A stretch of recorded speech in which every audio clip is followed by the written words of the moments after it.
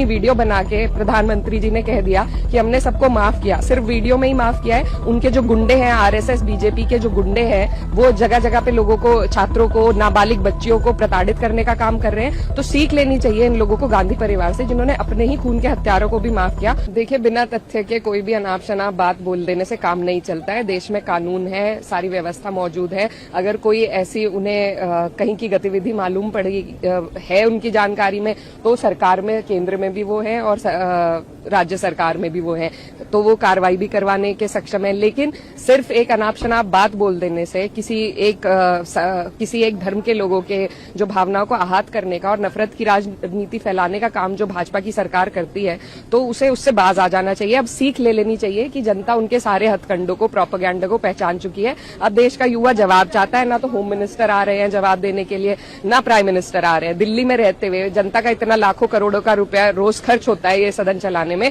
Video बना के Instagram पे वायरल करने में प्रधानमंत्री जी ज्यादा दिलचस्पी ले रहे हैं, ना कि सदन में आके अपनी जिम्मेदारियों को कबूल करके जनता जो सांसद है, जो विपक्ष है, उसकी बातों का जवाब देके एक संवाद स्थापित करने की जो उनकी जिम्मेदारी है उससे बच रहे हैं। क्या आप लोग जी पार्लियामेंट में डेडलॉक की स्थिति बनी हुई है, आप लोग राम मंदिर पर डिस्कशन करना चाहते हैं, स्टूडेंट्स के साथ जो पुलिस कार्रवाई हुई उस पर डिस्कशन? देखिए, डेडलॉक की स्थिति बनाई है सरकार ने। जब एक बार सदन चला,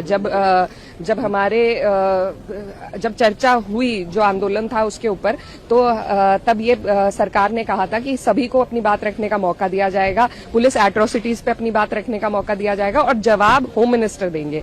अब जब सरकार ही वादा खिलाफी कर रही है, ना तो होम मिनिस्टर ने जवाब दिया, ना एजुकेशन मिनिस्टर ने जवाब दिया, कोई अन्य इधर उधर के मिनिस्टर से जवाब दिलवा दिया गया, ना सबको अपनी बात रखने दी, ना पुलिस एट्रोसिटी पे बात रखने दी, देश के एलओपी को नहीं बोलने दिया।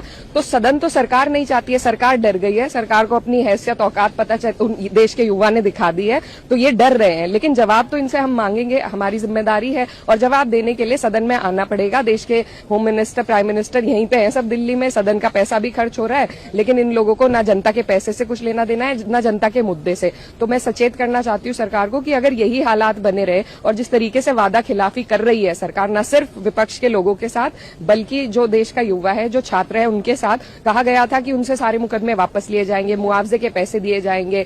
ये लोग 16 लाख करोड़ रुपए उद्योगपतियों के माफ कर सकते हैं, लेकिन जो बच्चे जिन्होंने अपनी जान दी है, उनको ये पैसे मुआवजे में नहीं दे सकते हैं। और इतनी वीडियो बना के प्रधानमंत्री जी ने कह दिया कि हमने सबको माफ किया। सिर्फ वीडियो में ही माफ किया है। उनके जो गुंडे हैं, आरएसएस बीजेपी के जो गुंडे हैं, वो जगह जगह पे लोगों को, छात्रों को, नाबालिग बच्चियों को प्रताड़ित करने का काम कर रहे हैं। तो सीख लेनी चाहिए इन लोगों को गांधी परिवार से, जिन्होंने अपने ही खून के हत्यारों को भी माफ किया। और ये देश के लोकतंत्र में पीआर के लिए वीडियो पे तो कह रहे हैं, लेकिन असल में धरातल पर जिस तरीके से देश के बच्चों को परेशान किया जा रहा है, तो जो बच्चों ने वहां पे लाठी खाई है वो कभी नहीं भूलेंगे और इस सरकार को जवाब देने का काम करेंगे। झारखंड में जिस तरीके से छात्र आंदोलित है, लेकिन उसको लेकर विपक्ष की कोई आवाज नहीं दिखाई पड़ रही है। नहीं, देखिए, विपक्ष तो लगातार आवाज उठा रहा है। हम लोग रोज यहाँ पर नारे लगा रहे हैं, रोज हम कोशिश कर रहे हैं कि किसी तरीके से होम मिनिस्टर आए, अपना जवाब दे, प्राइम मिनिस्टर ही आ जाएं, वो ही जवाब दे दे। लेकिन सरकार जो है वो अंधी बहरी होकर अपनी तानाशाही पर उतरी हुई है। तो विपक्ष का जो काम है, चाहे सड़क पे आने का हो, चाहे सदन में आवाज उठाने का हो,